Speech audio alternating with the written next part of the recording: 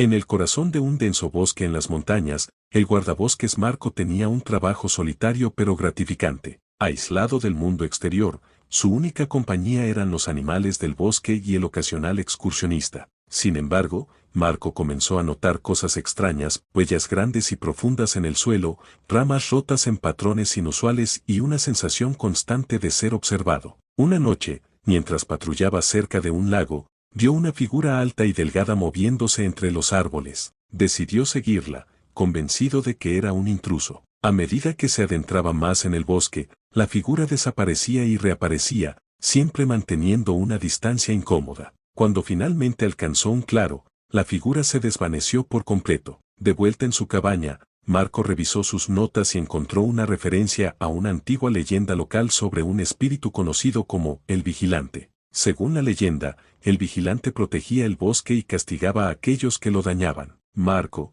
curioso y preocupado, decidió investigar más. Los días siguientes, los eventos extraños se intensificaron. Oía susurros en el viento, veía sombras que no correspondían a ninguna figura visible, y sus herramientas de trabajo se movían solas. Una noche, Marco se despertó de un sueño inquietante para encontrar símbolos extraños tallados en las paredes de su cabaña. Desesperado, decidió contactar a un anciano del pueblo cercano, conocido por su conocimiento de las historias y leyendas locales. El anciano le explicó que el vigilante no era un espíritu benigno, era una entidad vengativa que había sido invocada por antiguos habitantes del bosque para protegerlo a toda costa. La única manera de aplacarlo era dejar una ofrenda en el claro del bosque donde Marco lo había visto por primera vez. Siguiendo las instrucciones del anciano, Marco llevó una ofrenda de frutas y hierbas al claro. Mientras colocaba la ofrenda, sintió una presencia detrás de él. Se giró lentamente y se encontró cara a cara con el vigilante. Era una figura espectral,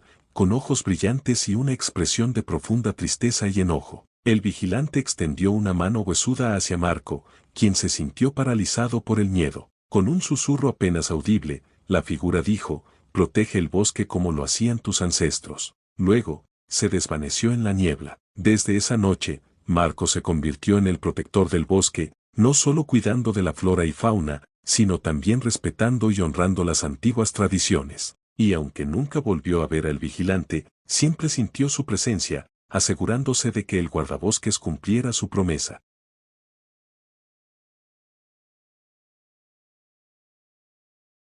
Había una vez un guardabosques llamado Roberto que vivía con su hijo de 10 años, Pedro, en una cabaña solitaria en medio del espeso bosque de la Sierra de Gredos. Roberto había heredado el trabajo y la cabaña de su padre, y conocía cada sendero y árbol como la palma de su mano. Pedro, por su parte, adoraba acompañar a su padre en sus rondas diarias, sintiéndose seguro bajo la tutela de un hombre tan fuerte y valiente. Una tarde de otoño, mientras el sol se ocultaba detrás de las montañas y el viento susurraba entre las hojas, Roberto y Pedro regresaban de una de sus caminatas. Al acercarse a la cabaña, notaron algo extraño, un silencio inquietante había descendido sobre el bosque. Ni un solo pájaro cantaba, y hasta el crujir de las ramas parecía haber cesado. Roberto sintió un escalofrío recorrer su espalda, pero no quiso preocupar a su hijo. «Vamos adentro, Pedro. La noche está por caer», dijo Roberto con voz firme pero cariñosa. Esa noche, mientras Pedro se preparaba para dormir,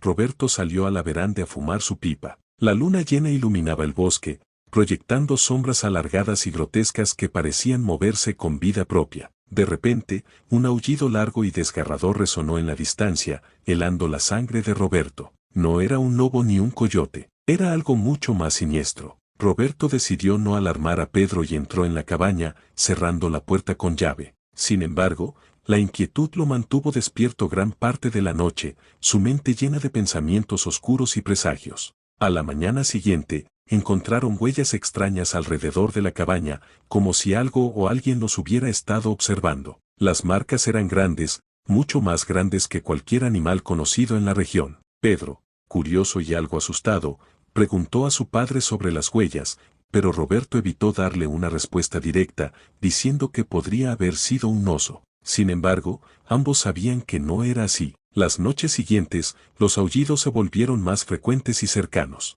Roberto decidió reforzar las ventanas y puertas de la cabaña, usando madera adicional y clavos. No obstante, su preocupación crecía cada día, especialmente porque Pedro comenzaba a tener pesadillas en las que una figura oscura y monstruosa lo acechaba. Una noche, mientras Roberto vigilaba desde la ventana, vio algo que lo dejó sin aliento, una figura alta y delgada, de apariencia humanoide pero con extremidades alargadas y desproporcionadas, se movía entre los árboles. Sus ojos brillaban con un rojo intenso en la oscuridad, y parecía estar buscando algo, o a alguien. Roberto apagó la lámpara y se escondió junto a Pedro, rogando que la criatura no los viera. Los aullidos se hicieron más fuertes y el sonido de ramas quebrándose se acercaba. De repente, un golpe fuerte resonó en la puerta principal. La criatura estaba intentando entrar. Pedro comenzó a llorar silenciosamente, y Roberto lo abrazó con fuerza, susurrando que todo estaría bien, aunque él mismo no lo creía. La puerta empezó a ceder bajo los embates de la bestia,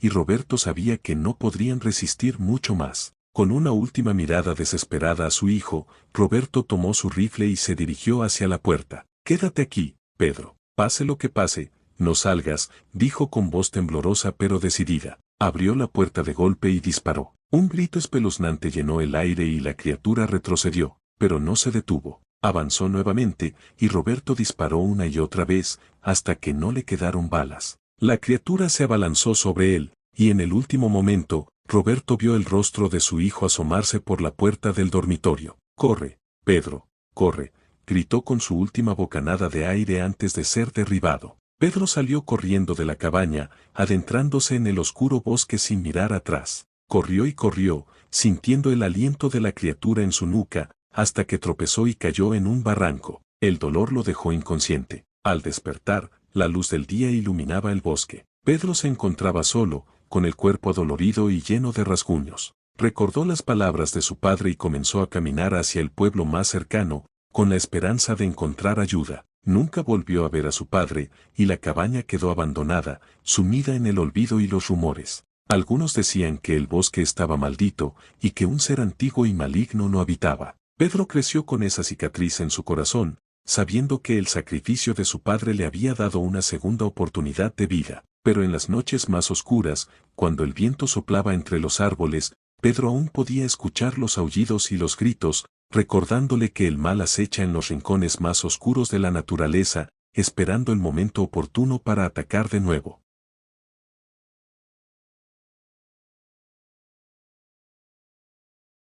En el corazón del espeso bosque de paíns rojos, donde los árboles centenarios se alzaban como gigantes silenciosos, trabajaba Carlos, un guardabosques veterano conocido por su valentía y su conocimiento del terreno. Una noche de otoño, cuando el viento ululaba entre las ramas y la luna llena iluminaba tenuemente el sendero, Carlos recibió una llamada de emergencia. Unos excursionistas habían reportado avistamientos extraños cerca del viejo refugio abandonado, una estructura de madera podrida que se decía estaba maldita. Carlos, acostumbrado a las historias de fantasmas y leyendas locales, decidió investigar. Armado con su linterna y su fiel machete, se adentró en la espesura. A medida que avanzaba, el bosque parecía volverse más opresivo, las sombras más largas y oscuras. Los sonidos nocturnos habituales se habían desvanecido, sustituidos por un silencio inquietante. Llegó al refugio, un edificio en ruinas que se erguía como una cicatriz en el paisaje. La puerta colgaba de una sola bisagra,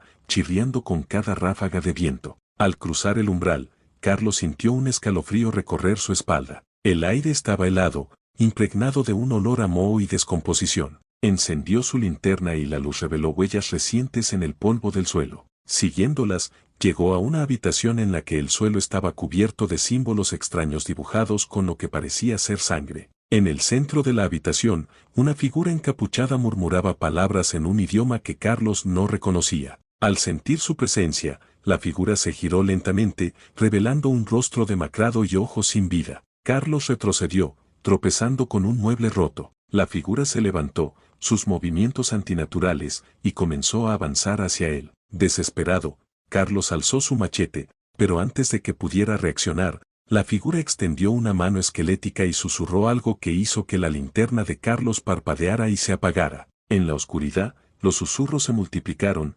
rodeándolo. Sentía que algo rozaba su piel, helado y etéreo. La desesperación lo invadió cuando comprendió que no estaba solo en esa habitación. A su alrededor, sombras con formas humanas se materializaban, sus rostros distorsionados en expresiones de agonía eterna. Carlos intentó escapar, pero sus pies parecían pegados al suelo. Una fuerza invisible lo mantenía prisionero, y las sombras comenzaron a acercarse, susurrando su nombre. En un último esfuerzo por liberarse, recordó un viejo amuleto que llevaba colgado al cuello, un regalo de su abuela que, según ella, lo protegería del mal. Con una fuerza que no sabía que tenía, arrancó el amuleto de su cuello y lo levantó. Las sombras retrocedieron momentáneamente, como si el objeto las repeliera. Aprovechando la oportunidad, Carlos corrió hacia la salida, su corazón latiendo con furia en su pecho. Afuera, el aire fresco del bosque le dio un respiro, pero el peligro no había terminado. Detrás de él, la figura encapuchada emergió del refugio,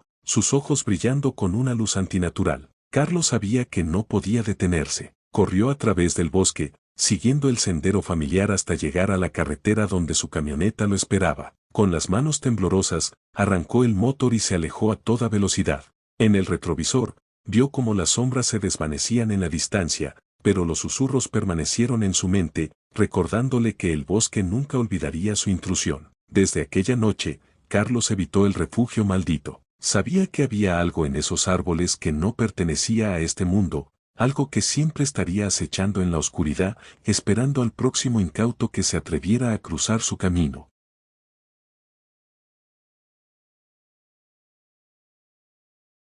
La densa niebla del bosque envolvía los árboles como un sudario, creando una atmósfera inquietante y sofocante. Javier, un experimentado guardabosques, patrullaba el área como lo hacía cada noche. Sin embargo, esa noche sentía una inquietud que no podía sacudirse. Su novia, Laura, había decidido acompañarlo esa vez, ansiosa por experimentar la paz y la serenidad del bosque nocturno. Caminaban en silencio, con Javier siempre un poco más adelante, alerta a cualquier señal de peligro. ¿Escuchaste eso?, preguntó Laura de repente, deteniéndose en seco. Javier aguzó el oído y, efectivamente, un crujido sordo resonaba en la distancia, como si algo o alguien estuviera moviéndose entre los árboles. Debe ser un animal, dijo Javier, aunque no estaba del todo convencido. Continuaron avanzando, pero el crujido seguía, cada vez más cercano, más insistente. Al cabo de unos minutos, llegaron a una pequeña cabaña abandonada,